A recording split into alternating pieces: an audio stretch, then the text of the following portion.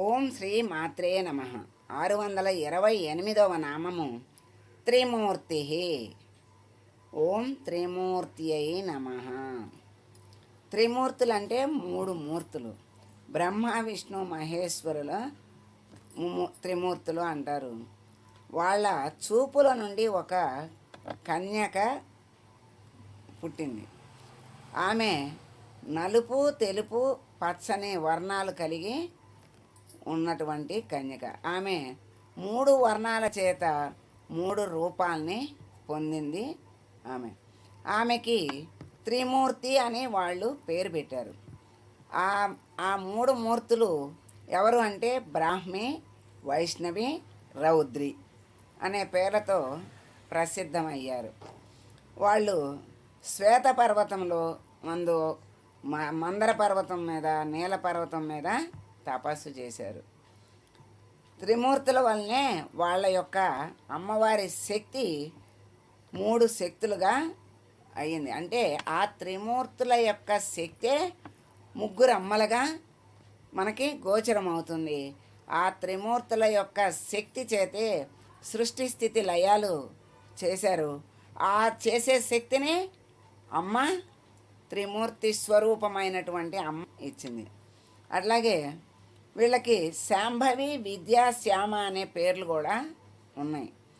13 సంవత్సరాల కన్యని త్రిమూర్తి అంటారని ధౌమ్యుడు చెప్పాడని చెప్తున్నారు. అమ్మే ఈ రూపాల్లో అమ్మ జగత్తుని నడుపుతోంది త్రిమూర్తుల రూపములో.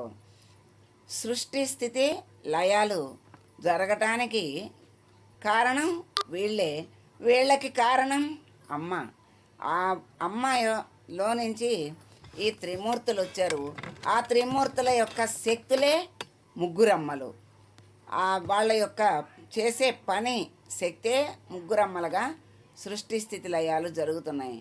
సృష్టిలో మరి నామరూపాలతో కూడినటువంటి సృష్టి, తర్వాత ఆ సృష్టిని బ్రహ్మ సృష్టిస్తే, నామరూపాలతో కూడినటువంటి జగత్తుని సృష్టిస్తే ఆ విష్ణువు ఈ సృష్టిని అంతటిని పోషిస్తాడు ఆ లక్ష్మీ శక్తితో. ఆయన శక్తే లక్ష్మిగా, ఐశ్వర్యంగా, సంపదగా వెలసిల్లుతూ ఉంటుంది. ఆ లక్ష్మీనారాయణులు ఉంటేనే ఈ జగత్ అంతా కూడా నడుస్తుంది, లేకపోతే నడవదు.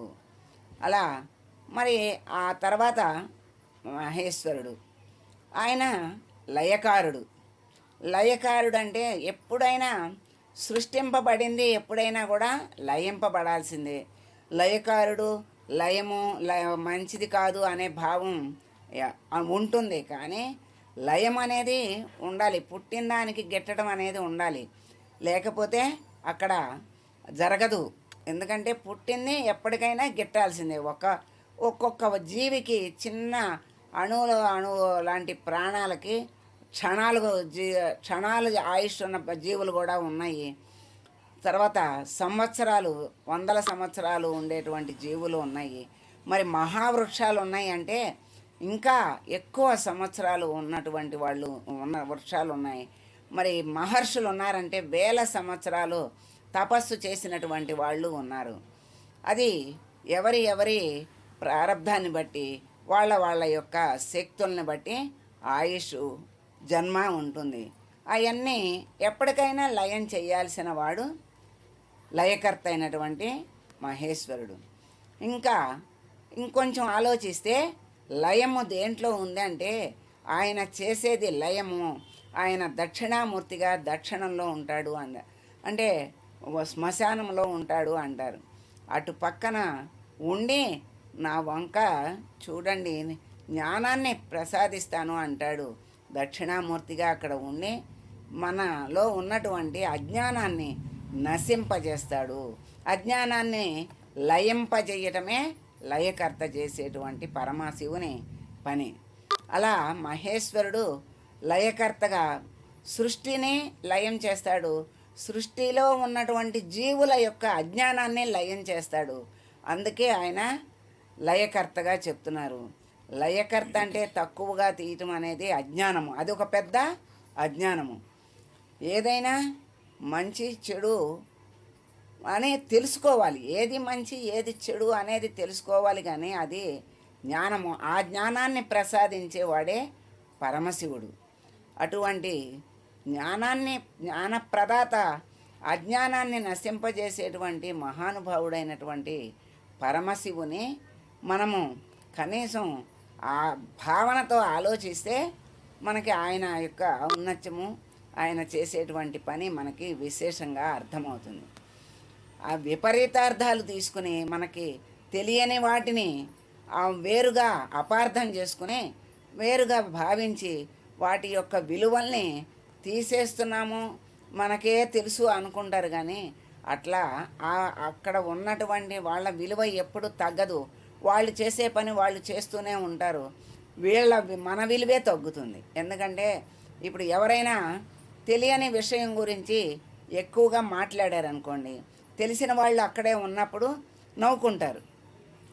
వీడికి ఏదో తెలిసినట్టు మాట్లాడుతున్నాడు, వీడికి ఏమీ తెలియదు, అనవసరంగా వాగుతున్నాడు అని అనుకుంటారే. కానీ వీళ్ళు సరే వాళ్ళకి ఏమీ చెప్పరు. ఎందుకంటే మూర్ఖత్వంతో ఉన్నవాళ్ళు చెప్పినా కూడా వినరు.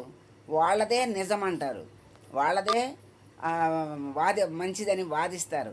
అటువంటి మూర్ఖులతో వాదించడం కూడా దండగని అంటారు. అలా ఆ లయకర్త యొక్క విశేషాన్ని తెలుసుకోవాలి. ఆయన ప్రసాదించేటువంటి జ్ఞానాన్ని మనం పొందాలి. అప్పుడే పరమ జ్ఞాన సంపన్నులం అవుతాము. పరబ్రహ్మ స్వరూపాలను చేసేటువంటి శక్తి ఆ పరమశివునికే ఉంది. అలా ఆ త్రిమూర్తి స్వరూపము అయినటువంటి తల్లి త్రిమూర్తి. ఆ తల్లిలో నుంచి వచ్చినటువంటి ఈ మూడు మూర్తులు 3 రకాలుగా 3 పనులు అప్పచెప్పింది అమ్మ. ఈ సృష్టి స్థితి లయాల్ని వాళ్ళకి అప్పచెప్పింది, వాళ్ళు చేస్తున్నారు. తర్వాత వీళ్ళకి కూడా బ్రహ్మ ప్రళయము, విష్ణు ప్రళయము, రుద్ర ప్రళయం అని వీళ్ళకు కూడా ఒక కాల పరిమితి ఉంది. కాకపోతే అది మన దృష్టిలో అనంతంగా అనిపిస్తుంది. కానీ వాళ్ళకు కూడా ఒక కాల పరిమితి ఉంది. ఆ కాల పరిమితికి బ్రహ్మ లయమవుతాడు, విష్ణు లయమవుతాడు, రుద్రుడు లయమవుతాడు. వీళ్ళందరూ మొత్తం అంతా లయమైపోయిన తర్వాత కూడా ఉండేది అమ్మ చైతన్యమే. అటువంటి తల్లి త్రిమూర్తి అని మనకి తెలియజేస్తున్నారు. ఆ త్రిమూర్తి స్వరూపమైనటువంటి అమ్మ అనేక రకాలుగా మనకి అనేక నామాల ద్వారా మనకి జ్ఞానాన్ని ప్రసాదిస్తోంది. ఆ 13 సంవత్సరముల కన్యని త్రిమూర్తి అంటారు.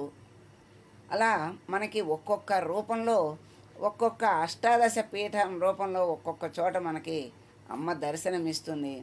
ఒక్కొక్క వయసులో ఒక్కొక్క పేరు చెప్తున్నారు. అంటే ఆ పేరుతో అమ్మని ఆరాధిస్తే కనీసం అలా అలవాటు అవుతుందని 10 సంవత్సరాల పిల్ల మరి నవరాత్రుల్లో 10 రోజులు ఆ ఒక్క సంవత్సరము నిండిన బాలికకి మొదటి రోజు, 2 సంవత్సరములు నిండినటువంటి బాలికకి 2వ రోజు, 3 సంవత్సరాలు నిండిన వాళ్ళకి 3వ రోజు, 4 సంవత్సరాలు నిండిన వాళ్ళకి 4వ రోజు, 5 సంవత్సరముల నిండిన బాలికకి 5వ రోజు, 6 సంవత్సరాలు నిండిన బాలిక 6వ రోజు, 7 సంవత్సరాలు నిండిన బాలిక 7వ రోజు, 8 సంవత్సరాలు నిండిన బాలిక 8వ రోజు, 9 సంవత్సరములు నిండిన బాలికకి 9వ రోజు బాల పూజ అని బాలా త్రిపుర సుందరిగా భావించి ఆ బాలికకి ప్రత్యక్ష పూజ చేసి నివేదన పెట్టి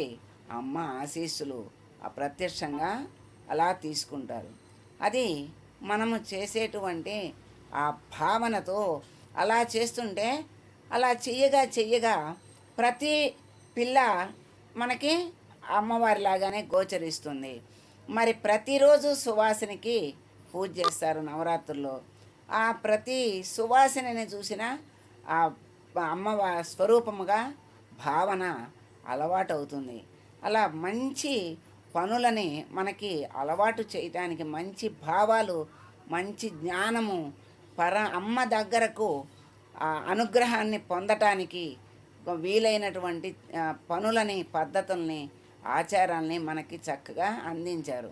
అలా చేస్తున్నప్పుడు ఆ చేసిన రోజున చేసిన వ్యక్తిలోనే దైవాన్ని చూడటం ముందు అలవాటైతే తర్వాత ఆ వయసులో అట్లా చూస్తూ ఉంటే ఆ వయసులో చూసిన వాళ్ళని చిన్న వయసులో ఉన్నటువంటి బాలుని చూస్తే కృష్ణ పరమాత్మ అనిపిస్తుంది. చిన్న వయసులో ఉన్నటువంటి బాలికను చూస్తే అమ్మ స్వరూపము అనే భావన వస్తుంది. అలా ఎప్పుడు అలా చూస్తూ చూస్తూ ఉంటే ప్రతి మనిషిలోనూ ఆ చైతన్యాన్ని చూడగలిగేటువంటి జ్ఞానము మనకి కలిగిన రోజున అంతా ఆ పరబ్రహ్మ స్వరూపంగానే గోచరిస్తుంది. అమ్మ చైతన్యంగానే గోచరిస్తుంది. అమ్మ అనుగ్రహం పరిపూర్ణంగా అప్పుడు కలుగుతుంది. అమ్మ దయ ఉంటే అన్నీ ఉన్నట్లే. అలా అమ్మ దయచేత అమ్మ అనుగ్రహాన్ని పొందుతాము. ఆ త్రిమూర్తి స్వరూపమైనటువంటి అమ్మ అనుగ్రహాన్ని పొంది ముక్తిని పొందవచ్చు. అమ్మ అనుగ్రహం ఉంటే చివరగా ఇచ్చేటువంటి ఫలము మోక్ష ఫలము. ఆ మోక్ష ఫలాన్ని అమ్మ ఇవ్వటానికి ఎప్పుడూ సిద్ధంగానే ఉంటుంది. అటువంటి త్రిమూర్తి స్వరూపానికి మనం మంగళం పాడదాం. సర్వమంగళ మాంగళ్యే శివే సర్వార్థ సాధికే శరణ్యే త్రయంబకే దేవి నారాయణి నమోస్తుతే.